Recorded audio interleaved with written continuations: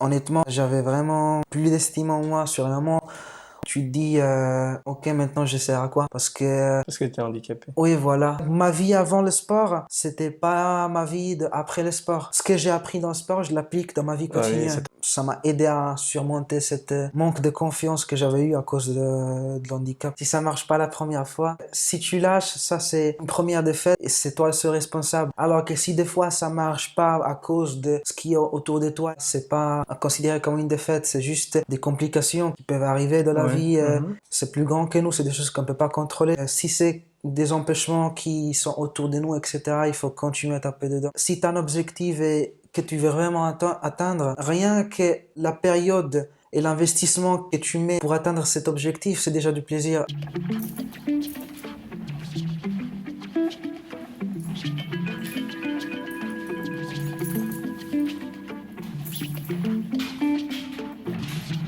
Il ne faut jamais regretter de ne pas avoir essayé, il faut essayer pour ne pas regretter. Salut à tous et bienvenue sur Dévélancez-vous, je m'appelle Yves Wansi, je suis entrepreneur social et solidaire. Je suis malvoyant et j'ai la chance d'être handicapé tout simplement parce que mon handicap m'a donné l'opportunité et la chance d'être entrepreneur. Bienvenue dans cette nouvelle vidéo de la série Transmission, une série de vidéos qui a pour objectif de rencontrer et de partager avec les jeunes déficients visuels, malvoyants et non-voyants. Je pense que la transmission est un devoir pour tous les adultes déficients visuels, malvoyants, non-voyants, hommes ou femmes. Si nous faisons de mauvaises transmissions, nous ne devons nous en prendre qu'à nous-mêmes. Il faut aussi s'assurer d'avoir bien transmis et accompagner les jeunes vers leur projet de vie et leur émancipation. Pour ce 6e épisode de la série Transmission, je suis ravi d'accueillir Anouar. Salut Anouar. Salut Yves.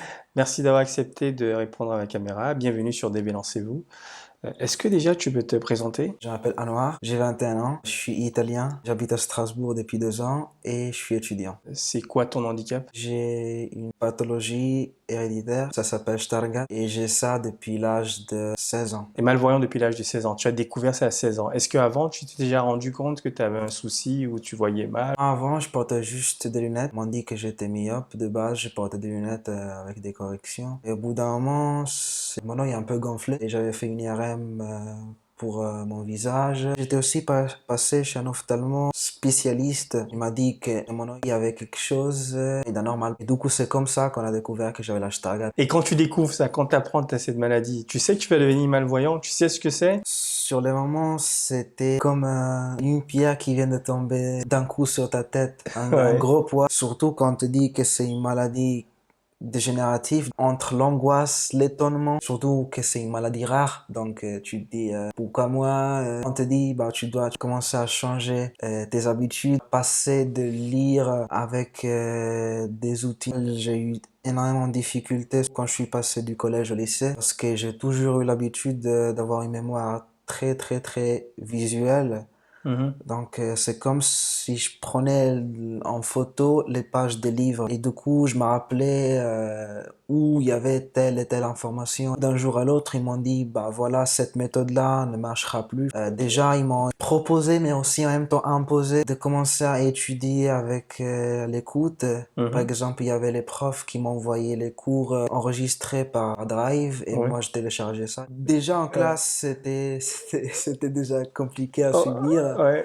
Et en plus, pour Et maintenant à la écouter ça à la maison, maison. il y a eu un reflet aussi sur mes notes, parce que vu que je galérais plus, bah, il y avait un moment où mes notes avaient un peu Mais baissé. c'est d'accord. La moyenne, passait presque 4 ans avant de m'habituer, parce qu'en Italie, on a 50 collèges, pardon, 50 lycées.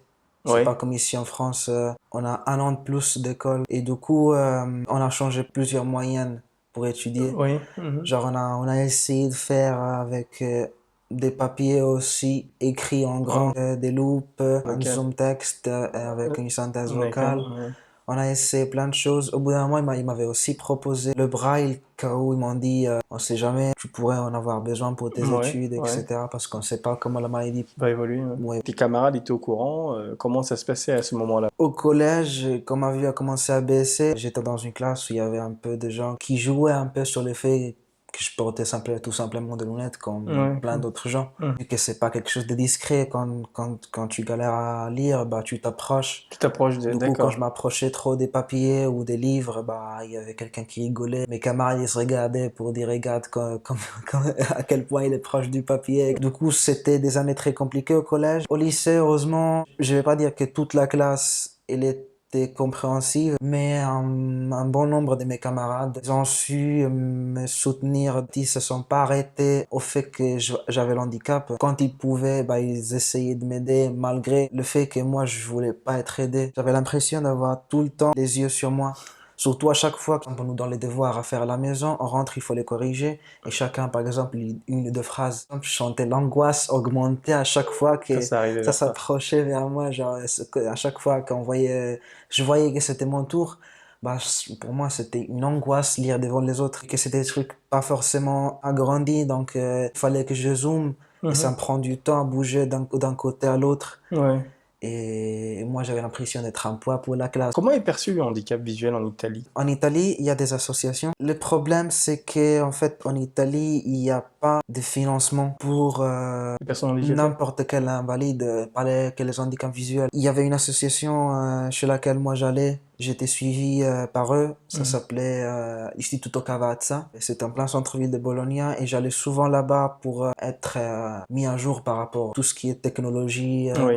loupe, scanner. En fait, à chaque fois, tout s'arrêtait parce qu'il n'y avait pas de financement derrière par l'État. Je faisais 4 fois l'effort que peut-être quelqu'un qui voit bien peut faire pour avoir les mêmes notes, mais j'ai quand même pu terminer mes études. Il fallait que je passe les épreuves classiques en italien. Pour avoir un diplôme valable en France, j'ai dû passer une épreuve en littérature et une D'accord. autre en histoire géo française. D'accord. J'ai pu la faire et j'ai pris mon diplôme en italien et aussi mon baccalauréat français. T'as appris à parler français en Italie? Oui, ben, au collège, je faisais anglais-français. Au lycée aussi, la première année ici, quand je suis venu en 2018-19, c'était trop la galère. Tu peux savoir lire, tout, comprendre, écrire, mais quand tu À te pratiquer? retrouves devant quelqu'un qui parle la langue, qui est pratiquant, parce que c'est sa langue Mhm. maternelle, Maternelle, ouais. bah, c'est autre chose. Ah, t'as vachement évolué parce que je me souviens il y a 2 ans qu'on se rencontre la première fois et aujourd'hui conversation. En plus tu parles devant une caméra, tu vois. Il y a 2 ans tu pourrais pas en français, je veux dire. Ah non, Il y a 2 ans tu pouvais pas faire ça. c'était pas possible. Alors quelles sont tes passions? Et la lecture, je lis beaucoup. Après, j'ai aussi le sport. C'est quelque chose qui m'a beaucoup aidé par rapport à l'handicap parce qu'il y avait un moment où, honnêtement, j'avais vraiment, comment on dit, plus d'estime en moi. Sur un moment, tu te dis, ok, maintenant je sais à quoi. En parlant même des examens et tout, on considérait pas qu'un malvoyant, au bout d'un moment, avec l'effort des yeux, bah, il est fatigué, du coup il a besoin d'une pause. Et les premières années, c'était très compliqué de leur montrer et de leur faire comprendre Mhm, que mhm, pour moi, faire 3 heures d'affilée d'examen, de contrôle, c'était très très compliqué. mhm. Oui. Parce qu'au bout d'un moment, je commençais à écrire juste pour écrire ou, Mhm. comment dire, je connectais plus. Il y Ouais. avait- Mais comment tu es rentré dans le sport? J'ai commencé avec le foot, c'était en première année de collège pendant 4 ans. Qu'est-ce qui t'a attiré dans l'athlétisme? Parce que du football à Ah oui, l'athlétisme. aux premières années de lycée, avec la prof de sport, il a vu le temps que je faisais dans la séance de sport avec lui. Quand on arrivait dans la piste, il nous disait, vous avez 10 minutes, faites le plus de tours possible de piste. J'étais presque à 8 tours de piste. Et les autres, ils étaient à 3 ou 4. Et en plus, ils voyaient que j'étais pas à fond. J'étais pas, Ouais, genre, fatigué ou d'accord. essoufflé.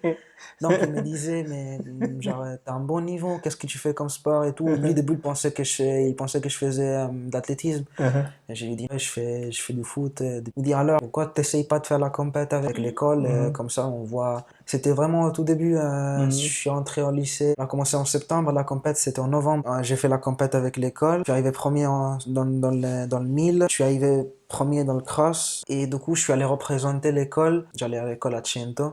Mhm. C'est une ville qui est à côté de Bologna et du coup c'était dans la province de Ferrara. À Ferrara, je suis arrivé premier dans ma catégorie. Du coup, je suis passé à la phase régionale avec l'école. Après, tu commences à représenter ton école. À la phase provençale, on est en équipe. Mais après, s'il n'y a pas l'équipe qui gagne, c'est toi qui continue. Et j'étais resté moi et un autre gars qui était en deuxième année. Du coup, on est partis les deux. On a fait la phase régionale à Rimini. Après, moi, j'ai gagné la phase régionale. Du coup, je me suis qualifié pour les nationaux. Et on est parti à Rome.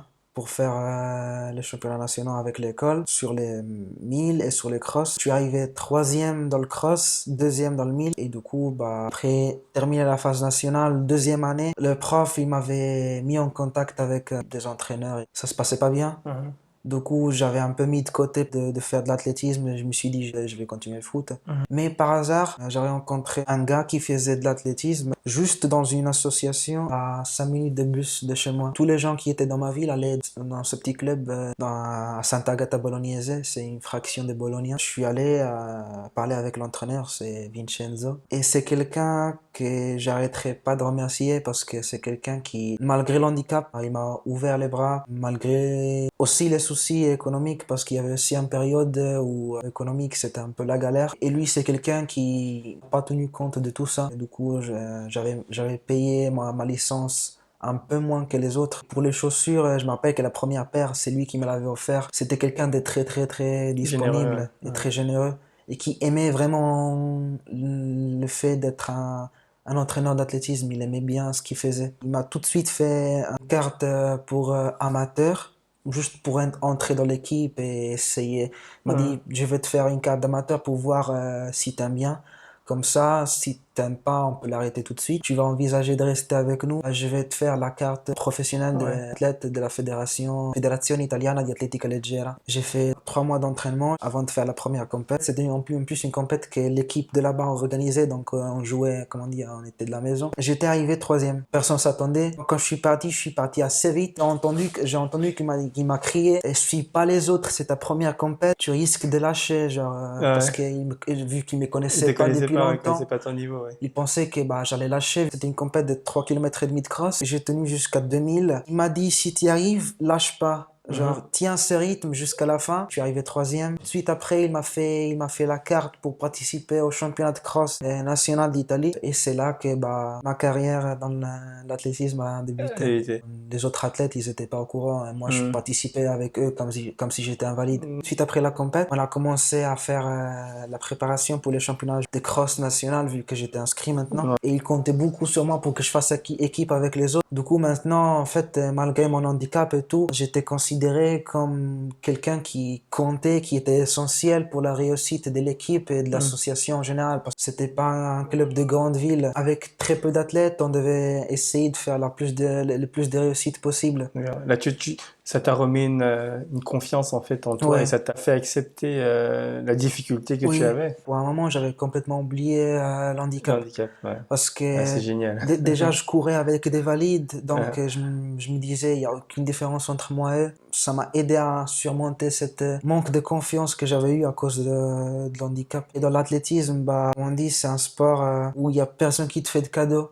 Si tu gagnes, ça veut dire que t'as fait le travail pour. Comment tu fais? T'arrives à voir quelqu'un qui est devant toi pour le doubler? T'arrives à le repérer ou bien t'as une technique, t'as une façon de repérer les dossards? Très souvent à la dernière minute. Au début, j'arrivais pas à retrouver mes repères ou aussi la zone où regarder avec les yeux où c'est les plus net. Surtout que pendant la course, avec la tension des yeux, on voit encore plus flou que d'habitude parce que c'est la fatigue et tout. Au début, ça m'arrivait que je rentrais dans des gens et maintenant, je saurais même pas te dire. Je saurais même pas te dire comment je fais, mais c'est automatique maintenant. Est-ce que tu penses que là, ton handicap t'aide de ce côté-là, à ressentir les choses autrement? Oui, ça aide. En fait, il y a d'autres choses que tu développes. On voit pas, mais on ressent. Je sais pas. Je saurais pas dire comment, oui, je sais, j'ai aussi ça. Mais tu ressens, même si tu les vois pas, il y a des choses que tu apprends à ressentir différemment. Je me suis entraîné pendant 1 an, j'ai commencé à faire le championnat national. C'est arrivé presque 1 an et demi après. C'est une compète qui se déroule auprès de Milan. Et c'est organisé dans un parcours précisément à San Vittore Olona, c'est à côté de Legnano. C'est pas un championnat, mais c'est une compète organisée par la Ligue internationale d'athlétisme. C'est l'IAF, c'est celle qui fait les Jeux Olympiques et les championnats du monde. La compète, elle s'appelle Cinque Mulini. Elle s'appelle comme ça parce qu'il y a 5 moulins avant. D'accord. qui sont historiques, qui est patrimoine de l'UNESCO. Et du coup, il y a beaucoup de suivi aussi au niveau des médias, de la télé Ok. internationale, où il y a des gens qui viennent du Kenya, des gens qui viennent De partout, de quoi. partout dans le monde. Et en fait, elle est subdivisée en deux. On court tous en même temps, mais au niveau du classement, il y a le classement pour ceux qui font partie du groupe international, vraiment dans le haut niveau. Il y avait Mokoko, il y avait beaucoup d'athlètes kenyans, plusieurs fois champions des Jeux Olympiques, etc. Et après, il y avait aussi un deuxième classement pour les jeunes talents, pour les moins de 18 ans. Et quand tu participes à quelque chose d'international et tu réussis, c'est quelque chose quand même qui... D'accord. C'est un sacré coup Ouais, ouais. de boost d'adrénaline, de bonheur, plein de choses. Tu faisais partie de l'équipe nationale d'Italie alors? Oui, en fait, quand tu as la carte FIDAL, Ouais. bah, tu es automatiquement dedans. Ça peut arriver qu'ils t'appellent, ça peut que dès que tu t'engages, t'inscris et tu fais des compètes et tu réussis dans les championnats, par exemple, régionaux et les championnats nationaux. Oui. Bah, automatiquement, tu fais partie du collectif national avec l'équipe d'Italie. Pourquoi tu es parti de là alors maintenant parce que tu disais que c'est par rapport à... Comme tu étais handicapé visuel, tu ne pouvais plus continuer. J'étais pas encore considéré comme invalide Ok.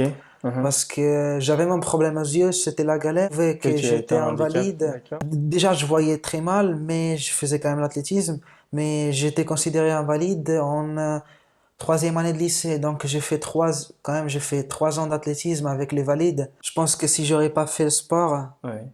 en particulier l'athlétisme, je pense que je serais encore dans une phase assez compliquée de l'acceptation de l'handicap. Je suis passé de faire des petits pas à faire Un grand un pas. grand pas énorme Énorme, d'accord. d'un coup comme ça grâce à l'athlétisme. Tu as Ouais. intégré le club de Strasbourg, d'athlétisme de Strasbourg. Et là, est-ce que tu as des ambitions de paralympique ou c'est genre... J'aimerais bien. C'est un de mes rêves, c'est de pouvoir, je vais pas dire gagner quelque chose là-bas, Ouais, mais au moins pouvoir participer et être présent à un rendez-vous olympique. international Ouais. dans tout ce qui est invalide, etc. Mais toi, je pense que ce que toi, tu le feras, c'est pour représenter l'Italie, en fait. C'est pas pour représenter la France. Là, pour l'instant, avec l'entraîneur, on essaye de voir s'il y a possibilité de contacter la fédération paralympique italienne Mhm. pour voir au moins qu'il soit au courant que bah, je suis en Que France et tu es que, là et que tu te prépares, ouais, tu peux oui, représenter voilà, la France, pardon, tu présenter l'Italie, même l'Italie au si je m'entraîne en paralympique. France. Tu fais Mais, quand même quelques compètes, là, en France, là. T'en as gagné quelques-unes, là. oui, en fait, Ouais. j'avais fait, bah, c'était à Épinal, je crois. D'accord. Mais là, C'était je la pense que toute tu première. les as un peu dégommés, là, parce que tu étais quand même au-dessus. Tu étais plus fort que ça. Non, J'ai un peu tes échos, quand même. non, en vrai, c'était très étonnant parce que moi, de base, je suis pas sprinter. Ouais, hein. Et du coup, Delphine, Entraîneur. l'entraîneur, Ouais. elle m'avait proposé, elle m'avait Le dit de sprinter, faire ouais. le sprint en Ouais. 60 mètres. J'ai toujours fait des 10 000, des 15 000. Mhm. Qu'est-ce que je devrais faire dans un Un 60 mètres ouais. Et Et du là, tu coup, allais à vite, quoi. Épinal, je suis allé, je suis parti. Du coup, je me suis qualifié. Fait la finale, il y avait un mec que Delphine m'a dit qu'il était vice-champion ou je sais pas, champion dans 60 mètres en France. Mhm. Champion de France en 60 mètres. Je suis arrivé Mhm. premier Ah, tu as battu, quoi. dans le sprint, oui. J'ai fait aussi la deuxième compète à Vittel. Je suis Mhm. arrivé troisième ex aequo avec un autre d'un club de Nancy. En France, j'ai fait des bons temps, mais vu que j'ai pas la nationalité, je peux pas aller sur le podium parce que vu que c'est un championnat de France, Ouais. en fait, tu peux participer, mais t'es pas Mais tu veux pas, classé. d'accord. C'est un peu Je trouve frustrant. un peu frustrant, ouais, c'est Ouais. dommage. Je me rappelle que d'ailleurs, j'avais fait aussi mon record sur les 60 mètres. Mhm. Pas être sur le podium parce que je suis pas français. D'accord. Mais alors là, maintenant, c'est tes ambitions, tes études. J'ai fait 2 ans à la fac. J'ai validé mes 2 années. En fait, Ouais. la première et la deuxième année, j'ai validé en langue. Tu sais que tu veux faire des langues, tu parles combien de Ouais. langues? Je parle bah, français là, Mhm. Mhm. italien, Ouais. arabe Ouais. et l'anglais. D'accord. L'allemand, je comprends. Et pour m'exprimer, vu que je le pratique pas, c'est un peu la galère, mais je comprends très bien. D'accord. Donc là, en fait, tes ambitions, c'est être dans le domaine des langues, en fait. Ouais, Bah, ça se voit que tu es à l'aise. Ouais. ouais, soit dans les langues, soit aussi bah, après, parce que ça rentre toujours dans les langues, tout ce qui est un peu secteur tourisme. D'accord. C'est vraiment un parcours c'est un parcours sympa que tu as vécu. C'est un très beau parcours parce que si le sport aujourd'hui t'a donné la motivation et la force de ce que tu as aujourd'hui, je pense que ton handicap, tu l'as un peu barré. Enfin, ton handicap aujourd'hui, ça ne te dérange plus comme il y a quelques années. Maintenant, tu vis avec, tu l'as apprivoisé en fait. Pas C'est pas difficile. totalement, pas totalement, parce Ouais. que il y a des moments où quand même, où tu dis, si j'étais voyant, bah, ça serait moins compliqué. Et c'est beaucoup moins pesant qu'avant. Comment? Ouais. Avant, c'était vraiment une souffrance Une souffrance. continue. Ouais. À chaque fois, j'arrêtais pas de me poser des questions, Mm. j'arrêtais pas d'être triste. Ou à chaque fois que c'était un peu la galère, t'étais énervé, déçu, tu comprenais pas quoi, mais tu disais pourquoi moi, Mais pourquoi pourquoi pas, maintenant, exact. Ouais. pourquoi. C'est beaucoup C'est moins beaucoup mieux. qu'avant. Tu vis mal avec. Mhm. C'est Tu différent. vis avec et ça passe. Tu dis, j'ai pas le choix. Anouar, ton histoire est formidable. J'aime beaucoup justement le fait que le sport t'a aidé. Tu restes toujours dans cet esprit positif. J'étais toujours connu assez positif. Bon, je pense que beaucoup de jeunes déficients visuels devraient aussi avoir cet esprit-là, mais tout le monde n'est pas pareil. Hein. Chacun a Ouais. sa façon d'appréhender le handicap. Quel conseil pourrais-tu donner à des jeunes aussi qui veulent faire de la compétition? Pas forcément la compétition, faire du sport. Pourquoi le sport est important, ça peut les aider. Quel conseil pourrais-tu donner aux jeunes comme toi qui ont 21 ans ou moins, hein, Ouais, voilà. je pense que bah, que ce soit valide ou que ce soit invalide, le sport de base, bah, déjà pour la santé, c'est quelque chose de très important. Je trouve que le sport, ça forge aussi le caractère. Ce que tu apprends en faisant du sport, tu commences à l'appliquer dans ta vie quotidienne. Ouais. Par exemple, le défi, le jamais lâcher. En fait, c'est comme une entreprise. C'est un investissement. C'est comme quand tu déposes de l'argent et au bout d'un an, tu vois que l'argent, ça commence à prendre forme, ça commence à donner des résultats. C'est pareil. Entraînement après entraînement, palier après palier. Mhm. Tu vois qu'en travaillant, tu progresses Ouais. pour dépasser les périodes les plus difficiles, ça Ouais. aide beaucoup. Ouais. Parce que c'est toujours quelque chose, quand je me sens pas bien, quand je suis énervé, ou je prends et je sors et je cours. Ouais, là, Parce que c'est c'est thérapeutique. thérapeutique, tout à fait. C'est le sport, aussi un investissement professionnel. Mhm.